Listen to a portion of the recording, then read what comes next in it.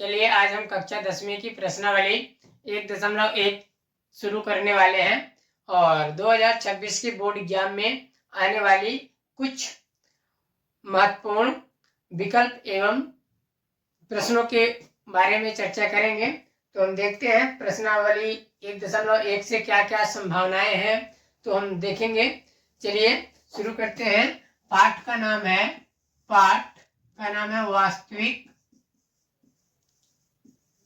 संख्याएं, है ना। तो पाठ वास्तविक संख्या है। वास्तविक संख्या से क्या क्या प्रश्न आपके विकल्पों में बन सकते हैं, तो चलिए देखते हैं। पहला आपको सभी नंबरों के बारे में पता होना चाहिए। जैसे आपके हैं प्राकृतिक संख्याएं, सबसे छोटी सम प्राकृत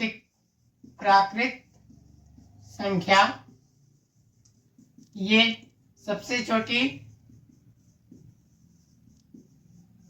पूर्ण संख्या, सबसे छोटी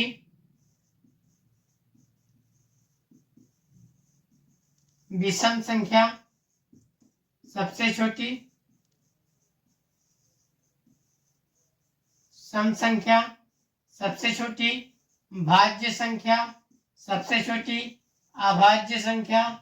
तो इनके बारे में हमें, पाठ का नाम है वास्तविक संख्याएं, तो इनके बारे में हमें बेसिक पता होना चाहिए। सबसे छोटी प्राकृतिक संख्या क्या होती है? 1। सबसे छोटी पूर्ण संख्या 0। सबसे छोटी विषम संख्या 1। सबसे छोटी सम संख्या 0। सबसे छोटी भाज्य संख्या 4। सबसे छोटी अभाज्य संख्या 2। और एक क्या है, भाज्य है कि अभाज्य है? तो एक ना ही भाज्य है और ना ही अभाज्य है। तो इसके बारे में हमें पहला पता होना चाहिए। इसके अलावा परिमेय क्या है? परिमेय P/Q। अपरिमेय तो अपरिमेय क्या होता है? अंडर रूट के रूप में अभाज्य संख्याएं लिखी जाने वाली क्या कहलाएंगी? अपरिमेय। अब इसी से हमारा बनता है परिमेय और अपरिमेय से क्या बनता है? वास्तविक संख्या। क्या बनता है? वास्तविक संख्या। तो वास्तविक संख्या क्या है? जैसे 2/3, 5/6, ये क्या है? परिमेय संख्या है। और ये क्या है? अपरिमेय संख्या है। ये क्या है? अपरिमेय संख्या है। इनको हम सभी को क्या बोलेंगे? वास्तविक संख्या। तो बताइए, परिमेय संख्या वास्तविक होती है कि नहीं? बिल्कुल, परिमेय संख्या वास्तविक होती है। और अपरिमेय संख्या वास्तविक होती है कि नहीं? बिल्कुल, अपरिमेय संख्या भी वास्तविक होती है। इसी प्रकार यदि हम इसको उल्टा वे में पूछें तो सभी वास्तविक संख्याएं क्या परिमेय होती हैं? तो बोलेंगे सभी के सभी नहीं होती हैं, कुछ परिमेय संख्याएं वास्तविक होती हैं। तो सत्य असत्य के रूप में पूछा जाएगा कि क्या कुछ वास्तविक संख्या परिमेय होती हैं? तो आप कहेंगे जी हाँ, बिल्कुल, यह कथन सत्य है। कुछ परिमेय संख्याएं, कुछ वास्तविक संख्याएं परिमेय होती हैं, कुछ वास्तविक संख्याएं अपरिमेय होती हैं। पर सभी वास्तविक संख्याएं क्या अपरिमेय होती हैं? आप कहेंगे नहीं, सभी की सभी ना तो परिमेय होती हैं ना तो अपरिमेय होती हैं। यहाँ से विकल्प है ना। तो और देखेंगे, बोलेगा कि अपरिमेय संख्याएं हैं। अपरिमेय संख्या, तो अपरिमेय संख्या है √2, √3, है ना, √5। ये अब ऑप्शन में दे देगा √4 है कि √2 है। तो आप क्या कहेंगे कि √2 है। √4 क्यों अपरिमेय नहीं है? क्योंकि यह √4 इसका है, इसका 2 का वर्ग है, तो वर्ग से वर्गमूल कट जाएगा। ये 2 एक परिमेय संख्या है। तो इस तरह से आप यदि खाली स्थान में पूछता है ऑप्शन दे करके, तो आप इस पे टिक करिएगा, वर्ग वाली संख्या पे नहीं। तो ये रहा हमारी एक पाठ से संबंधित विकल्पों की, और विकल्प यहीं से आएगा। नेक्स्ट देखते हैं। तो अगला विकल्प हो जाएगा हमारा LCM एवं HCF से संबंधित ये हमारे आएंगे क्या? विकल्प। अभी मैंने विकल्प की बात कर रहा है। जैसे यहाँ पे कह देगा 4 और 12 की LCM व एलसीएम इजाद कीजिए। तो ऑब्जेक्टिव भी पूछा है, सही विकल्प चुनकर लिखिए। में आपको ऑप्शन दे देगा 4, 12 और 16 और 20। तो इस तरह से आपके ऑब्जेक्टिव में यदि पूछा जाएगा तो इसका एलसीएम निकालेंगे। 4 का गुणनखंड करेंगे 2 से, 2 बार में कट जाएगा, 2 से 1 बार में कट जाएगा। और 12 का एलसीएम गुणनखंड निकालेंगे तो 2 छक्का 2 तिहाई 3 एक कम, इसका गुणनखंड कर देंगे ये 2 गुणे 2 गुणे 3। तो जोड़ी बना लीजिए, ये 2 गुणे 2 गुणे 3, 3 दूनी 6 दूनी 12, इसका एलसीएम क्या आ जाएगा 12। तो इस तरह से संबंधित सवाल, और इसका एचसीएफ क्या हो जाएगा, एचसीएफ 4 है ना।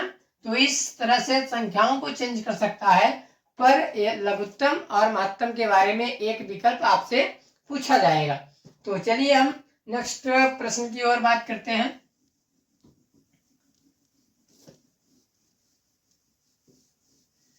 तो अभी तक रहा हमारा विकल्पों के बारे में बात। अब हम चलते हैं सवालों के बारे में बात कर लेते हैं। तो 2 नंबर के सवाल एक पार्ट से हमेशा पूछा जाता है और इस साल भी पूछा जाएगा। तो पिछले साल का क्वेश्चन 140 है, तो 140 का अभाज्य गुणनखंड के रूप में व्यक्त करिए, जो 1.1 का पहले नंबर का पहला सवाल है। तो पहले नंबर के पहले सवाल में 5 क्वेश्चन है, 140, 156 और 3825, 3825, 5005 और 74, 29, ये सवाल है हमारे। तो इनमें से एक क्वेश्चन आपका डन है, 100% है कि इसमें से आपके एक सवाल गुणनखंड के रूप में पूछा जाएगा, ठीक है। तो इनमें से पिछले साल का क्वेश्चन 140 है, अब इस साल का क्वेश्चन यही दोनों देख लीजिएगा, इनकी गुणनखंड करके। मैं यहाँ सिर्फ आपको इम्पोर्टेंट क्वेश्चन के बारे में चर्चा कर रहा हूँ, ठीक है। तो नेक्स्ट सवाल के बारे में हम बात करेंगे। इसी के अथवा में क्या पूछा जा सकता है, अथवा में क्या पूछा जा सकता है, 12, 15, 21 का एलसीएम व एचसीएफ ज्ञात कीजिए, है ना। तो ये संख्याओं को बदल करके आपसे पूछा जा सकता है, पर अभी तक का वेटेज था गुणनखंड ज्ञात करना।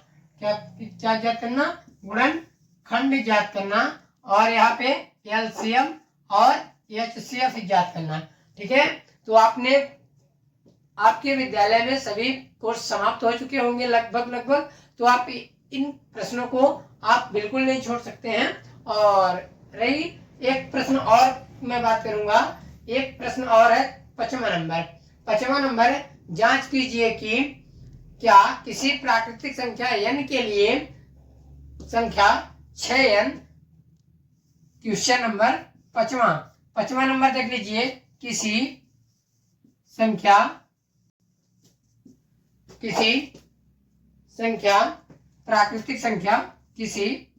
प्राकृतिक संख्या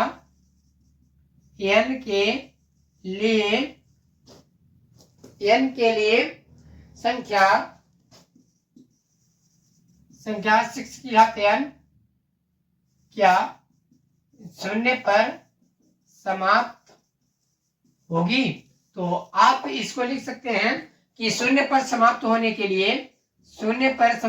लिए 2 गुणे 5 की आवश्यकता होती है, तब जाकर के हमारा 10 बनता है। इसमें 6 का गुणनखंड करेंगे तो 2 गुणे 3 करेंगे, अतः इसमें क्या हो जाएगा हमारा, ये 0 होने की संभावना बिल्कुल नहीं है। इसमें अभाज्य गुणनखंड में 5 नहीं है, अतः यह 0 पर समाप्त नहीं होगी। आप प्रैक्टिकली भी देख सकते हैं, 6 की घात n यानी प्राकृतिक संख्या n में क्या रख सकते हैं, 1, 2, 3, 4, 5। तो 6 की घात 1 बराबर 6, 6 की घात 2 बराबर 36, 6 की घात 3 बराबर 6 छंगे 36, छंगे 216। इसी प्रकार से आपसे बढ़ता जाएगा, इकाई अंक क्या आता जाएगा, 6 आता जाएगा। इस तरह से यह इंपॉर्टेंट क्वेश्चन रहा है। और चौथे नंबर की बात करें तो 306 और 657 ये आ जाएगा एलसीएम और एचसीएफ में। तो रही हमारी 1.1 प्रश्नावली। नेक्स्ट हम 1.2 की चर्चा करेंगे। हालांकि